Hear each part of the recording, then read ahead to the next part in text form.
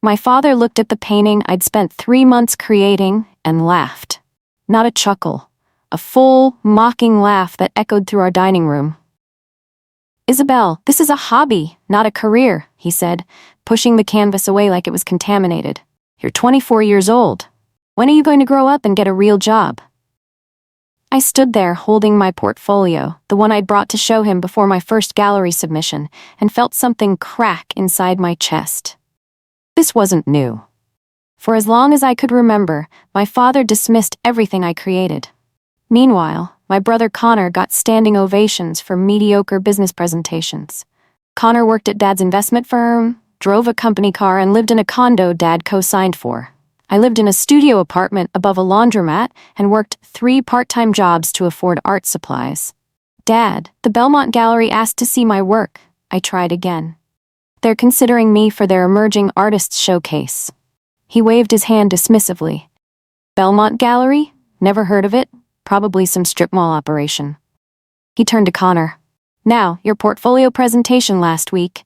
That was impressive. Real talent." I picked up my canvas and left without another word. That conversation happened on a Tuesday in March, and I didn't speak to my father for 6 months after. Not out of anger, out of exhaustion. I was tired of shrinking myself to fit his definition of success. Tired of explaining that art wasn't just finger painting and daydreams. Tired of watching Connor get praised for doing the bare minimum while I poured my soul into work that Dad called cute doodles. I kept working. I submitted to the Belmont Gallery showcase and got accepted. 3 of my paintings were selected for their spring exhibition. The gallery director, a woman named Ramona Silva, called me personally. "Your work is extraordinary," she said. "Raw, emotional, technically brilliant. We'd like to feature you prominently." I didn't tell my father. I didn't tell my mother, who always sided with him. I told my best friend Nora, who'd supported my art since high school, and I kept painting. Over the next 8 months, I worked harder than I'd ever worked. I painted before my morning shift at the coffee shop, during lunch breaks at the bookstore, and late into the night after bartending. I created a series called Invisible Women, portraits of overlooked people doing extraordinary things. Cleaners, nurses, teachers, caregivers, women my father would never notice. The series was personal, political, and honest, and it was the best work I'd ever done. The Belmont Showcase opened in November to unexpected success. All 3 of my paintings sold within the first week. Buyers included a corporate art consultant and a private collector from New York. Ramona called again. "Isabel, we need to talk about representation. I want to offer you a solo exhibition next spring. Full gallery space, marketing support, the works." I almost dropped the phone. "A solo show? Are you serious?" "Completely. Your work is resonating. People are asking about you. I think you have real commercial potential." She paused. "But you need to commit. No more part-time jobs splitting your focus. If you're serious about this career, you need to be all in." I looked around my tiny studio apartment. The walls were covered in paintings, the floor was splattered with paint, my bank account had $400. Going all in was terrifying, but staying small was worse. "I'm in," I said. Over the next 4 months, I quit 2 of my 3 jobs, kept only morning shifts at the coffee shop for rent money, and painted like my life depended on it. I created 26 new pieces for the solo exhibition. I titled the show Unnoticed. Ramona loved it. She scheduled the opening for April 15th and started promoting it through the gallery's network. I still didn't tell my father. I'd seen him twice since that March conversation, once at my grandmother's birthday in June where he asked if I'd given up on the painting thing yet, and once at Thanksgiving where he spent the entire meal praising Connor's brilliant decision to buy investment properties. Connor had bought 1 condo using Dad's money as a down payment. 1. But according to Dad, Connor was a real estate mogul in the making. Meanwhile, I'd sold actual artwork to actual buyers, and Dad didn't know because I'd stopped trying to earn his approval. It was Nora who convinced me to send my parents an invitation to the exhibition opening. "Not because they deserve it," she said, "but because you deserve to have them see what you built without them." I hesitated for a week, then finally mailed 2 invitations to my parents' house. Formal invitations on heavy cardstock, printed by the gallery. Isabel Crawford, unnoticed, a solo exhibition. Opening reception April 15th, 7:10 p.m. Belmont Gallery. I didn't include a personal note. I didn't call to explain. I just sent the invitations and tried not to think about whether they'd come. 3 days before the opening, my mother called. Isabel, we got your invitation. Is this really a whole gallery show? Just your paintings? Yes, Mom. 26 pieces. Silence. Then, well, that's something. Your father and I will try to stop by. The opening reception was scheduled for 7 p.m. on a Friday. By 6:30 I was a wreck. I'd changed clothes 4 times, settled on a simple black dress, and was now pacing the gallery while Ramona set out wine glasses. You need to breathe, Ramona said, handing me water. Your work is incredible. People are going to love it. What if no one comes, I asked. What if people hate it? What if... Isabel. Ramona gripped my shoulders. I've been doing this for 15 years. I don't take risks on artists I don't believe in. Trust me. Trust your work. At 7 p.m. the doors opened. By 7:15, the gallery was packed. Art buyers, collectors, journalists, other artists, people I didn't know, people Ramona had invited, people who'd seen the promotional materials and come to see what this new artist was about. I stood in the corner, watching strangers examine my paintings, point at details, discuss technique and emotion. A woman in her 60s stood in front of my piece titled Night Shift Nurse and cried. A young couple spent 20 minutes analyzing the cleaner, taking photos, whispering to each other. An art critic from the city newspaper interviewed me, asking about my process, my influences, what unnoticed meant to me. By 8 p.m., 5 paintings had red sold stickers. By 8:30, 12 were sold. My parents arrived at 8:45. I saw them walk through the door, Dad in his expensive suit, Mom in pearls, both looking around like they'd entered the wrong building. They saw the crowd, the wine, the paintings on the walls, and I watched my father's expression shift from confusion to something else. Something I couldn't quite read. Connor was with them. Of course he was. Dad probably insisted he come to support his sister, which really meant, see what all this nonsense is about. They walked slowly through the gallery, looking at price tags, reading the description cards beside each piece. I didn't approach them. I was talking to a collector from Chicago who wanted to commission a piece, and I wasn't going to interrupt a business conversation because my family finally showed up. From across the room, I watched Dad stop, in front of my largest painting, Invisible Women No. 1, The Mother. It was a portrait of a woman doing laundry at midnight, exhausted, unseen. I'd painted it thinking about Mom, actually, about all the things she did that Dad never noticed. Dad stared at it for a long time, too long. Then he looked at the price tag, $15,000, and it had a red sold sticker. His face went pale. Connor found me first. Bella, this is, wow, I had no idea you were this good. He looked genuinely impressed, which surprised me. How long have you been doing this? My whole life, I said, you just never paid attention. He had the grace to look embarrassed. Yeah, I'm sorry about that. This is really incredible. Mom hugged me, crying a little. Sweetheart, these are beautiful. I don't understand half of what you painted, but I can see how talented you are. Why didn't you tell us this was happening? I tried, I said simply. Dad wasn't interested. She didn't argue, she knew it was true. Then Dad appeared. He stood in front of me, hands in his pockets, looking uncomfortable. Isabel, this is quite the event. I waited. He cleared his throat. I didn't realize you were this serious about art. This is professional. It's always been professional, Dad. You just called it a hobby. I saw the price tags, he said. Are people really paying those amounts? 13 paintings have sold tonight, I said. Total sales so far are about $210,000.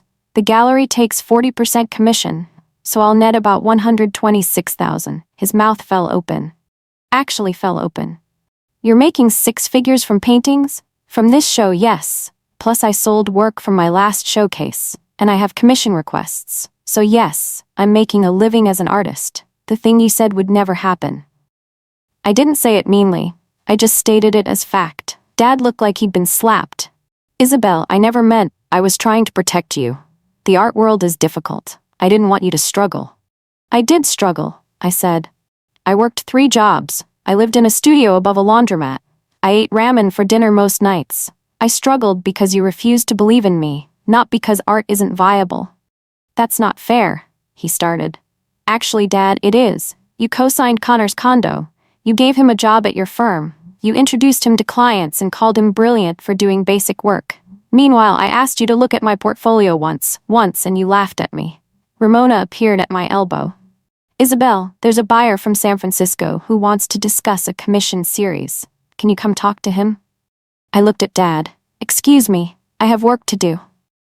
I walked away, leaving him standing there. I felt powerful. Not vindictive, not mean, just powerful. For the first time in my life, I wasn't waiting for his approval. I already had everything I needed. The San Francisco buyer wanted 6 paintings for a corporate headquarters. The commission would be $80,000. I negotiated on the spot, professional and confident. When I finished, I looked back toward where I'd left Dad. He was gone. The exhibition ran for 6 weeks. By the end, 23 of 26 paintings had sold. Total sales exceeded $400,000. My commission after gallery fees was $240,000. In 6 weeks, I'd made more money from art than Connor made in a year at Dad's investment firm. Ramona called it a breakout success. Art magazines wrote features about me. I got invited to show at galleries in 3 other cities. A museum contacted me about acquiring one of my pieces for their permanent collection. My life changed completely. I quit my coffee shop job. I rented a proper studio with natural light and space to work. I hired an accountant to help me manage money and taxes. I started planning my next series. For the first time in my adult life, I wasn't exhausted. I wasn't splitting myself between jobs. I was just an artist, doing the work I loved, getting paid for it. Dad called 2 weeks after the opening. I let it go to voicemail. He called again 3 days later. Voicemail. A week later, he showed up at my new studio. I don't know how he got the address. Probably asked Mom, who I'd been talking to more since the opening. I answered the door in paint-stained clothes, and there he was. Isabel? Can we talk? I let him in because I was curious, not because I owed him anything, but because I wanted to hear what he'd come to say. He looked around the studio, taking in the space, the canvases, the organized chaos of my work. This is impressive, he said. You really built something here. Yes, I did. Without your help. He winced. I know, that's why I'm here. I owe you an apology. I set down my brush and gave him my full attention. Go ahead. I was wrong, he said. About your art, about your career, about everything. I watched you succeed at something I told you was impossible, and I realized I've been a terrible father. You were a terrible father about my art, I corrected. You were fine when I did what you wanted. You were terrible when I chose my own path. He sat down on my work stool, looking older than I'd ever seen him. I didn't understand what you were building. I thought art was something people do for fun, not serious work. I was wrong. I'm sorry. Why didn't you believe me? I asked. I told you this was serious. I showed you my work, my plans, my acceptance to the gallery. Why wasn't that enough? Because it wasn't what I understood, he said. Business, investments, numbers. That's what I know. That's what I value. I couldn't see value in something I didn't understand. That's a terrible excuse, I said. I know, Dad said. It is, and I'm not making excuses. I'm trying to explain why I failed you. He pulled an envelope from his jacket. I want to make this right. You can't buy your way out of this, Dad. I'm not trying to. He handed me the envelope. It's a check, $50,000, not a gift, an investment. I'm hiring you. I opened it. Sure enough, a check for $50,000 made out to me. Hiring me for what? Connor's getting married in October. I want you to create a piece for the wedding gift. Something meaningful. Something that shows I support your work now. I'll pay your rate, whatever you charge. I looked at the check, then at him. My rate for commissions is currently starting at $80,000 for a single piece. He didn't flinch. Then I'll write another check for $30,000. I want you to do this, Isabel. Not because I'm your father, but because you're the best artist I know. It was the first time he'd ever called me an artist. Not a hobbyist, not a dreamer. An artist. Something in my chest loosened, just a little. I'll think about it, I said. But I need you to understand something. This doesn't fix what happened. This doesn't erase years of dismissing me, laughing at my work, telling me I'd never succeed. I know it doesn't. Dad said. I'm not asking for forgiveness. I'm asking for a chance to do better. I set the check on my workbench. The commission would take 3 months minimum. I have other projects scheduled, and I won't compromise my artistic vision to make something you think Connor would like. I wouldn't ask you to. I trust your vision now. Do you? I challenged. Or are you just trying to look like a supportive father? He stood up, meeting my eyes. Both, probably. I'm trying, Isabel. That's all I can offer. After he left, I stared at that check for a long time. $50,000 would have changed my life 2 years ago. Now it was just another commission. I called Nora. My dad wants to hire me to create Connor's wedding gift for $80,000. Holy shit, Nora said. What are you gonna do? Take the commission, I said, but not for him. For me. Because it's good money, and it proves a point. What point? That I don't need his approval anymore. But he desperately needs mine. Over the next week, I drafted a formal contract. Terms, timeline, payment schedule, creative control, everything spelled out professionally. I sent it to Dad through my lawyer. He signed it without changes and wired the first payment of $40,000 within 24 hours. I spent 3 months creating Connor's wedding piece. I interviewed Connor and his fiancée, a kind woman named Simone who actually appreciated art. I learned about their relationship, their values, what mattered to them. The painting I created wasn't what Dad expected. It wasn't a pretty portrait or a generic wedding scene. It was abstract, emotional, deeply personal, showing 2 people finding each other in chaos. Connor loved it. Simone cried when she saw it. Dad looked confused but said it was very nice. The wedding was in October at a country club. I attended because Connor asked me to, not because Dad expected it. I wore a dress I could actually afford now, brought Nora as my +1, and didn't engage with Dad beyond polite greetings. During the reception, multiple guests asked about my work.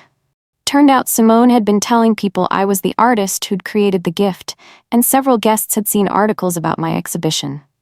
I handed out business cards and fielded commission requests. Dad watched from across the room, seeing me network, seeing people respect my work, seeing me thrive. His expression was complicated. Pride, maybe. Regret, definitely.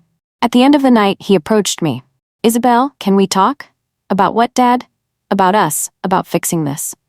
I took a breath. There's nothing to fix. You showed me who you are. I built a life anyway. We're fine. We're not fine, Dad said. You barely speak to me. You didn't tell me about any of your success until I stumbled into your exhibition. Because you taught me not to, I said. For 24 years, you taught me that my art didn't matter to you. Why would I share my success with someone who spent my whole life telling me I'd fail? He looked stricken. I never said you'd fail. You did, Dad.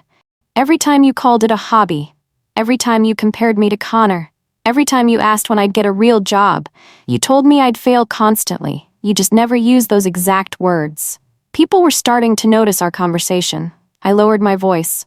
I'm not angry anymore. I'm just done needing your validation. You can be proud of me now, and that's fine, but it doesn't change the fact that I did this without you. Let me make it up to you, he said. How? By writing more checks? That's not what I need. Then what do you need? He asked desperately.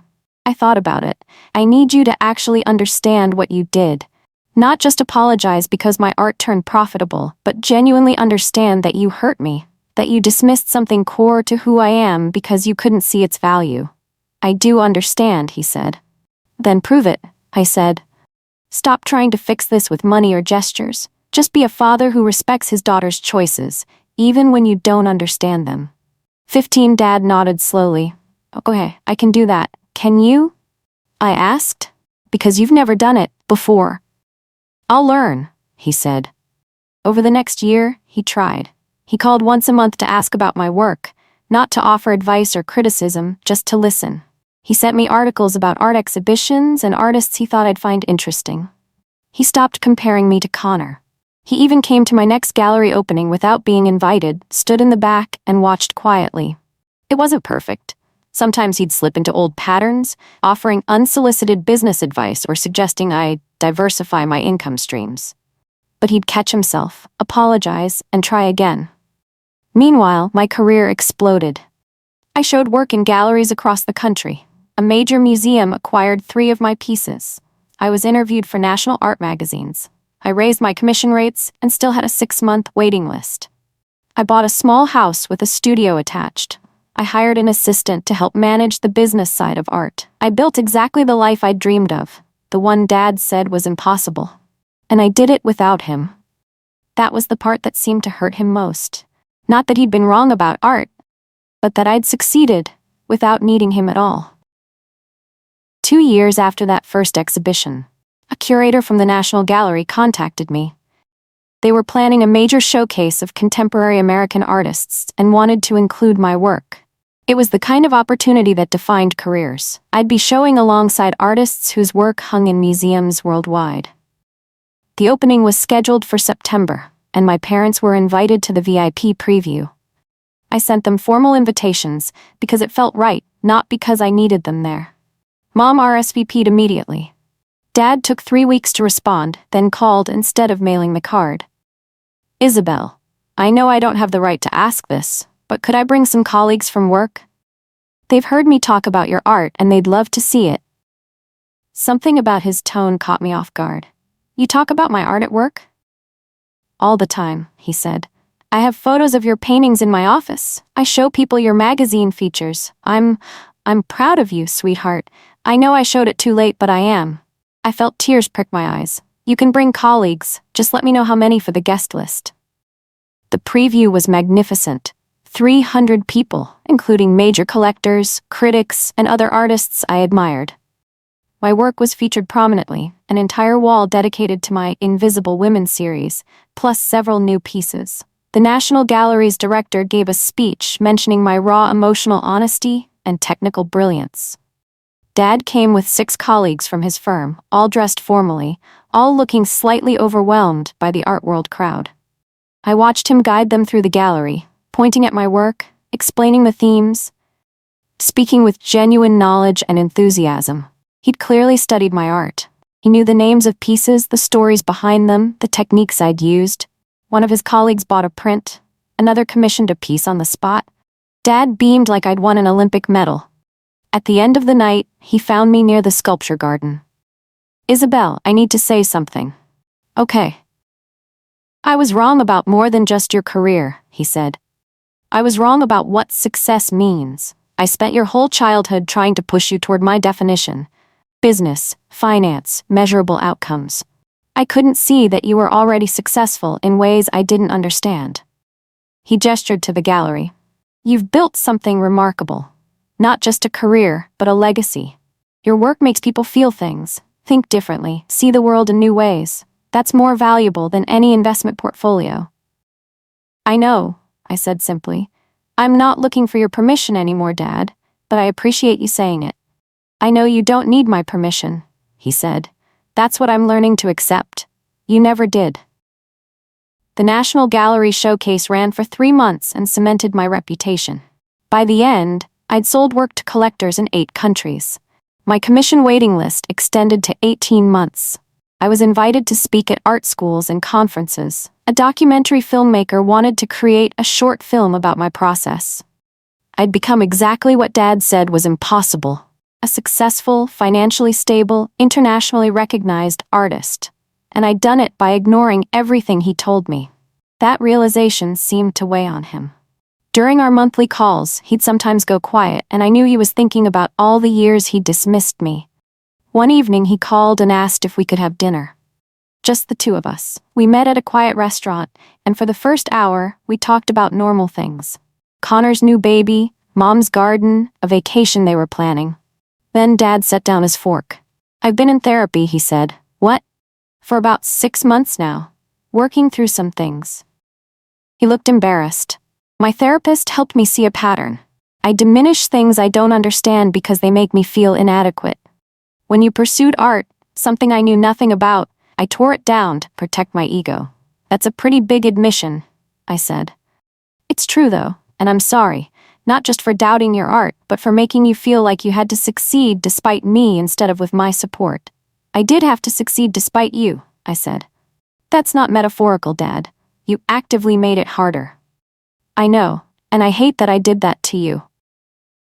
He pulled out his phone and showed me a photo of his office. On the wall behind his desk were 5 framed prints of my paintings. Everyone who comes to my office asks about these, and I tell them my daughter is a brilliant artist who proved me completely wrong about everything. I'm not trying to take credit for your success. I'm trying to acknowledge that you succeeded because of who you are, not because of anything I did. Why now? I asked. Why therapy? Why the apologies? Why all of this now? Because I'm 62 years old, and I've spent 40 years being right about business and wrong about everything that actually matters. My daughter barely speaks to me. I missed years of her life because I was too stubborn to see her clearly. I don't want to die with that regret. It was honest. Raw. The most vulnerable I'd ever seen him. I can't give you back those years, I said. I can't pretend the hurt didn't happen. I'm not asking you to, he said. I'm asking if we can build something different now, not father-daughter the way it should have been, but father-daughter as we actually are. 2 people who hurt each other, who are trying to do better. I thought about it for a long time. Finally, I said, I'm willing to try. But you need to understand that I've built a life that doesn't revolve around your approval. I'm not going to shrink myself to make you comfortable anymore. I wouldn't want you to, he said. I like who you've become. I just wish I'd supported it sooner. Over the next year, we rebuilt our relationship slowly. He came to my studio sometimes just to watch me work.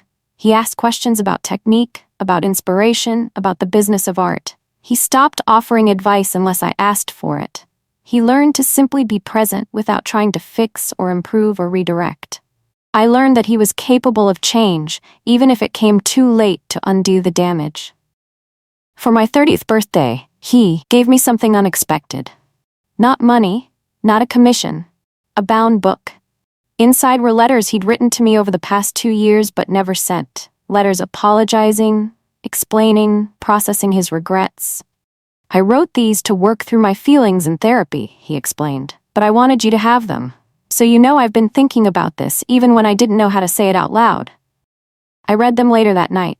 Pages of honesty, vulnerability, regret. He'd written about watching me succeed and feeling proud, but also ashamed that I'd done it without him.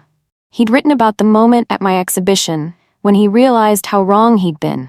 He'd written about Connor's wedding, watching me network and thrive, understanding that I'd built a whole professional life he knew nothing about. The letters didn't erase the past, but they helped me understand his perspective. He wasn't a villain in a simple story. He was a complicated person who'd failed in specific ways and was genuinely trying to change. I could accept that. 3 years after my first exhibition, I was invited to do a TED Talk about art, visibility, and value. I spoke about creating work that honored invisible people and about fighting to be seen as an artist in a world that often dismisses creative careers. I talked about my father, not by name, but about the experience of being told my passion wasn't valid, about proving worth through work instead of waiting for permission, about building success on my own terms. Dad was in the audience. I didn't know he'd be there until I saw him, front row, watching intently. When I finished, the audience gave a standing ovation. Dad was crying.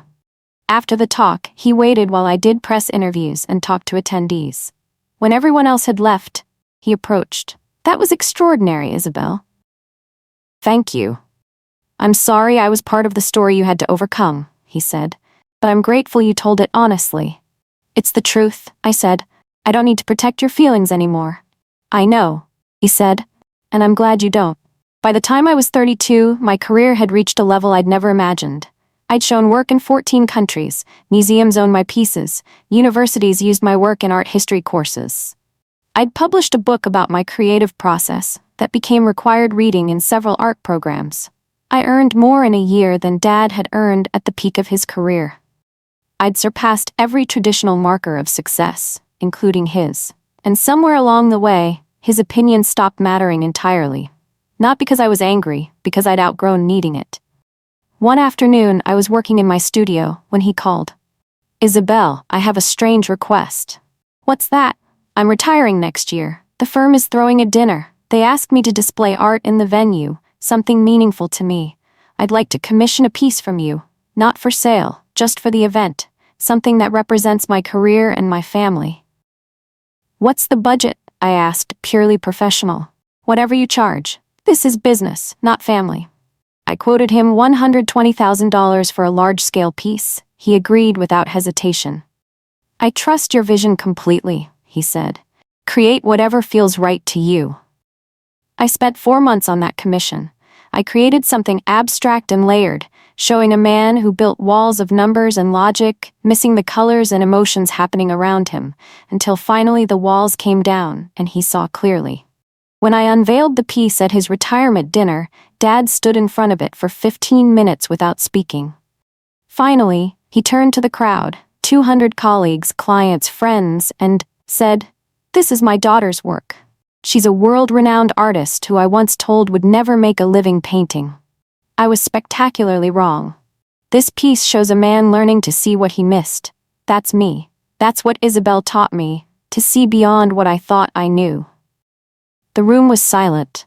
Then someone started clapping and everyone joined in. Dad hugged me, crying openly. "Thank you for making this, even though I didn't deserve it." "I made it because you paid me," I said, but I was smiling. "And because you've actually changed, that's worth acknowledging." His retirement party became one of the most meaningful nights of our relationship. Not because he celebrated me, but because he celebrated who I was, honestly, flaws and all, without trying to reshape it into something he recognized. A month later, I got an email from a high school art teacher in Ohio. She'd read my TED Talk transcript with her students and wanted to know if I'd do a video call with them. I said yes. During the call, a 16-year-old girl named Zoe asked, "What if your family doesn't support your art? How do you keep going?" I told her the truth. You build a life that doesn't require their approval. You find people who do support you. And you create work so honest and powerful that eventually even the people who doubted you have to recognize its value. "But what if they never do?" Zoe asked. "Then you succeed anyway," I said. Your worth isn't determined by whether your family sees it. It's determined by the work you do and the impact you make. After the call, the teacher emailed to say 3 students had applied to art school who'd been planning to pursue practical careers instead. That felt more meaningful than any gallery sale. 5 years after my father dismissed my portfolio, I stood in the Museum of Modern Art in New York, looking at my painting hanging in their permanent collection. The museum had acquired Invisible Women No. 1, The Mother, for an undisclosed sum that I knew was in the high 6 figures. My work was hanging next to artists I'd studied in college, artists whose careers I'd admired from afar. And I'd earned that spot. Dad was there too. I'd invited him because it felt right. He stood next to me, quiet, taking it in. "I don't have words for this," he finally said. "For what? For how wrong I was. For how extraordinary you are. For how much I almost missed because I was too stubborn to see you." "Yeah," I said. "You almost did miss it. I'm grateful you let me back in," he said. "Even partially." "I didn't let you back in for you," I said honestly. "I did it for me, because holding on to anger was exhausting, and I decided to let it go."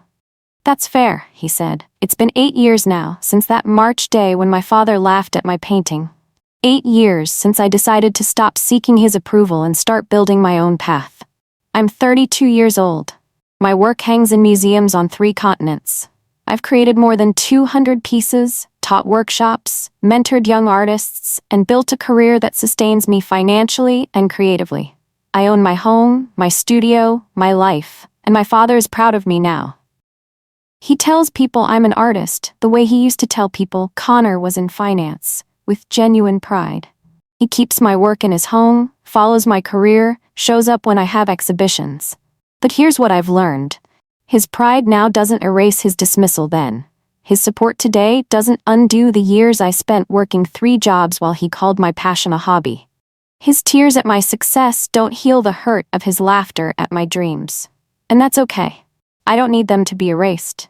Those years made me who I am. The struggle taught me resilience. The dismissal taught me to trust my own judgment. The lack of support taught me to build networks with people who actually believed in me. My father's regret is his to carry, not mine. I'm just grateful I didn't let his doubts become my reality. Last month, Zoe, the high school student from Ohio, Got accepted to one of the top art schools in the country with a full scholarship. She emailed to thank me. You showed me it's possible, she wrote. Even when people you love don't believe in you, it's possible. I wrote back, it's more than possible, it's worth it. Keep creating. The right people will see your worth eventually, but more importantly, you'll know your worth, and that's what matters most. That's the real success, not proving my father wrong, but proving myself right. I always knew what I was capable of. I just had to be brave enough to build it anyway. And now when I paint, I'm not creating for anyone's approval. Not my father's, not critics, not buyers.